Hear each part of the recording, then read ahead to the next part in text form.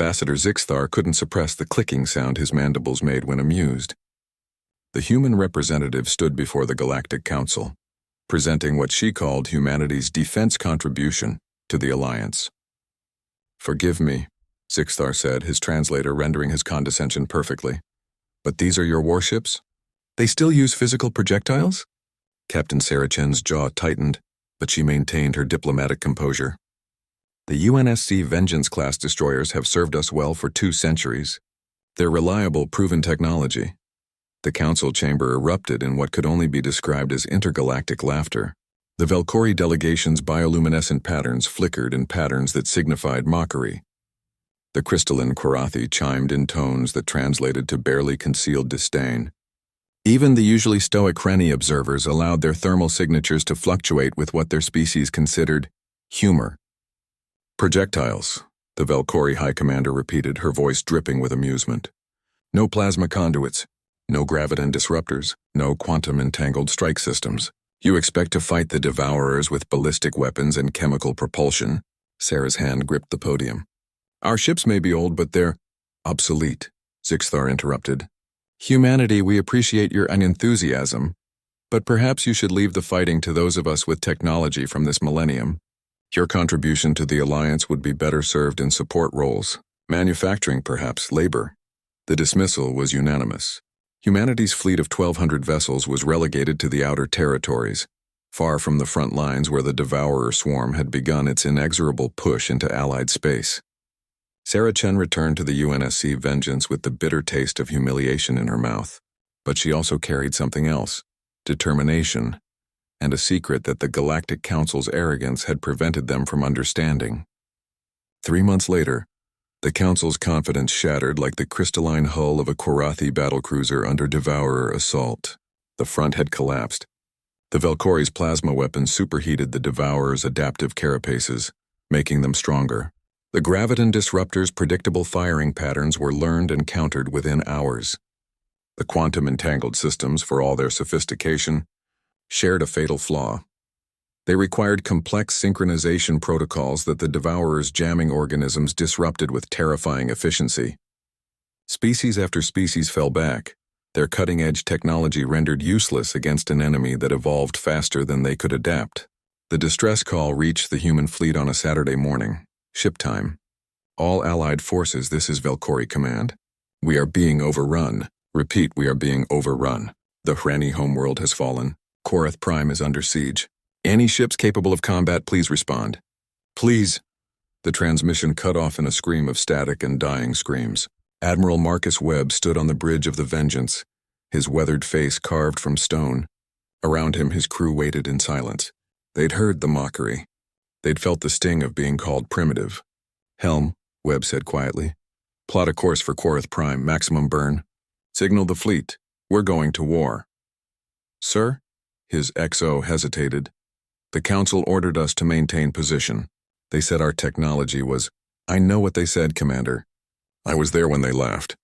Webb's eyes never left the tactical display. "But here's what those pompous bastards never understood about outdated technology. It's outdated because it works. It's simple because it's proven. And it's still here because you can't hack what doesn't have code, you can't jam what doesn't need frequencies, and you can't adapt to something that's been killing efficiently for 1,000 years."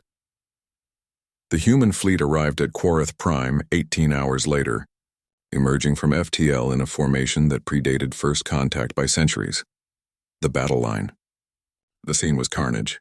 Devourer bioships swarmed through the debris field of what had been the sector's most advanced defensive fleet. The elegant curves of Velkori cruisers drifted lifeless. The geometric precision of Korathi dreadnoughts lay shattered. "All ships," Webb transmitted, "weapons free. Show them what obsolete looks like." The UNSC Vengeance opened fire. 1,200 human warships unleashed hell in its most primitive, effective form.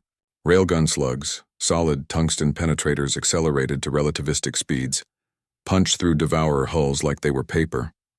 The bioship's adaptive armor, evolved to dissipate energy weapons, might as well have been naked against kinetic kill vehicles that obeyed physics older than the Alliance itself. Missile swarms guided not by quantum computers but by simple inertial systems impossible to jam, found their targets with inexorable certainty.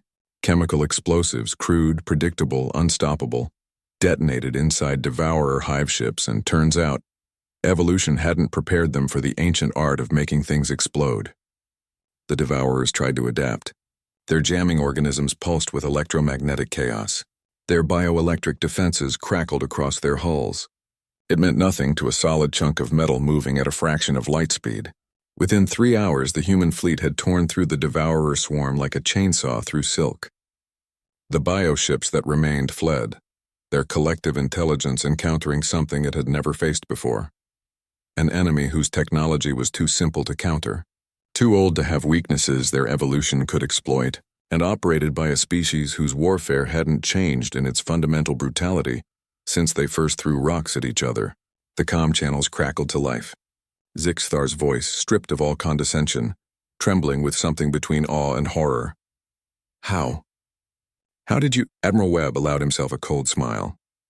You wanted to know about our outdated tech, Ambassador. Here's the thing about humans.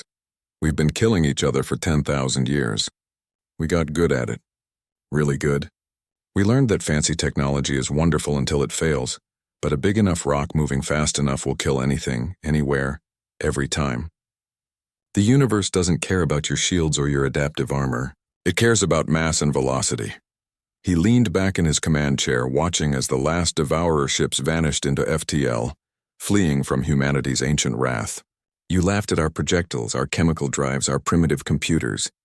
But you know what? They work. They always work.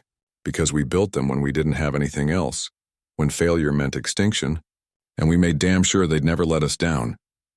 Sarah Chen's voice came through from the UNSC Indomitable. Admiral, Velcori Command is requesting our assistance at their core worlds. The Devourers are mounting a second wave. Webb nodded slowly. Signal the fleet. Tell them to spin up for FTL, and Captain Chen, send a message to the Council. Tell them the labor force is coming to clean up their mess. Sir, and tell them, Webb added, his smile widening. Next time they see obsolete technology, maybe they should remember there's a reason it survived long enough to become obsolete. It's because nothing could kill it. The human fleet jumped to FTL, leaving behind a debris field and a humbled Galactic Council that would never again confuse sophisticated with superior or mistake old for weak. After all, humans had learned long ago the best weapon isn't the newest one. It's the one that still works when everything else fails.